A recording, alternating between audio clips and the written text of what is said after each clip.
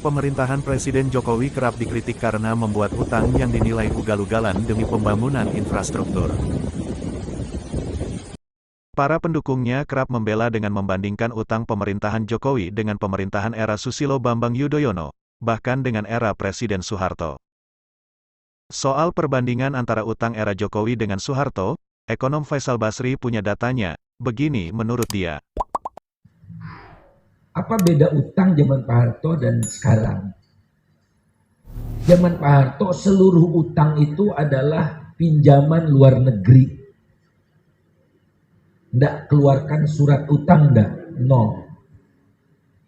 Karena zaman Pak Harto ingin membalikkan kebijakan Orde Lama yang kerjanya nyetak uang terus.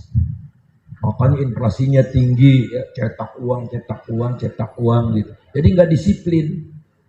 Ya seperti Jokowi ini nggak disiplin. Dia bangun ibu kota, mau jadi apa katanya, tuan rumah Olimpiade. Ibu kota belum beres, udah mau tuan rumah Olimpiade. Uangnya dari mana? Ya cetak uang aja gitu. Tapi kalau kita pinjem kan ditanya uangnya buat apa? Oh buat tuan rumah Olimpiade, ya nggak bakal ada yang ngasih gitu. Jadi disiplinnya itu Bang, jadi dipaksa disiplin. Pak Harto juga nggak mau disiplin, tapi nggak dapet. Ada persyaratan. Kemudian kalau ekonomi Indonesia sedang susah, kita bisa lapor ke negara-negara pemberi utang itu. Kita lagi susah nih, mohon keringanan. Nah keringanannya dan berupa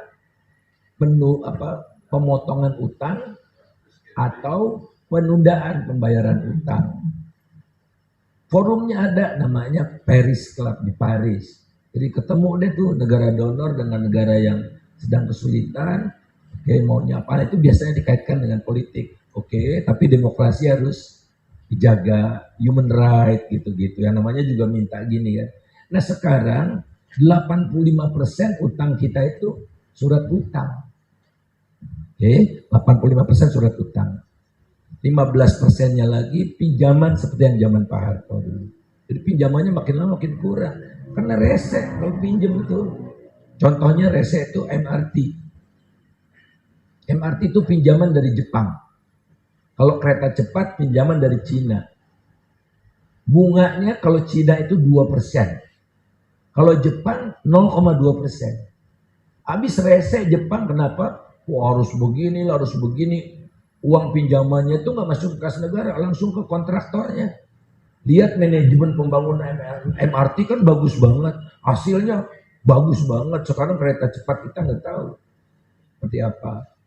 Rese gitu. Nah pemerintah kan terdiri dari para politisi dan teknokrat yang makin gampang korupsi kan, karena KPK-nya udah dilumpuhkan gitu.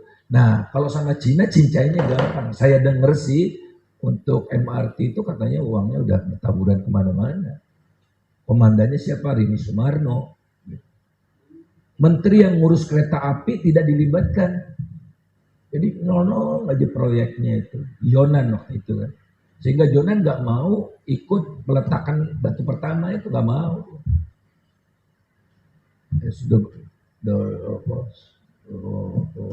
The uniqueness of Jonan tuh gitu, dia punya prinsip. Yang lain-lain memang bisa bodoh.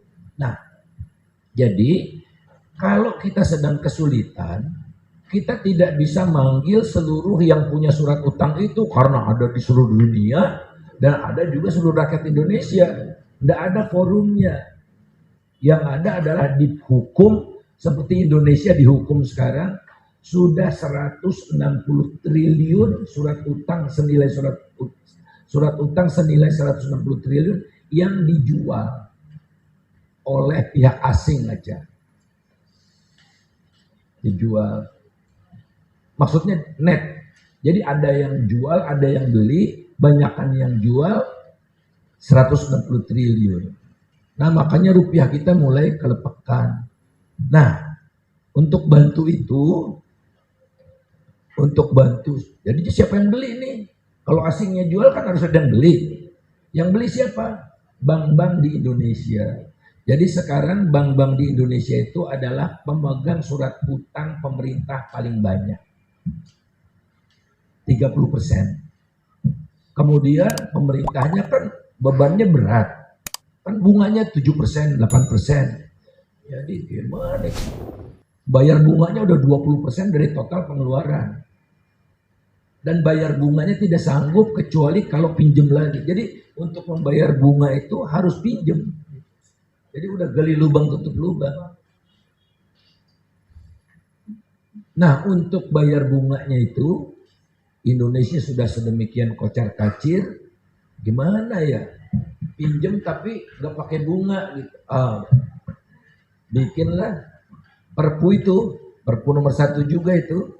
Jadi undang-undang nomor 2 kalau nggak salah ya, Perpunya nomor 1, undang-undangnya nomor 2. Karena undang-undang sebelumnya ada Minerba kalau saya nggak salah. Nah, apa? Diinjaklah BI. Beli tuh surat utang yang baru saya terbitkan. Undang-undang nggak membolehkan.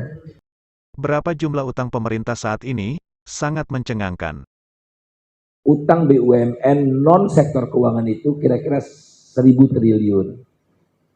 Kalau utang pemerintah pusat tadi 7,4, saya ngomongin sekarang gini aja deh, 7,4 kuadriliun. 7,4 kuadriliun, utang BUMN itu 1 kuadriliun, jadi 8,4.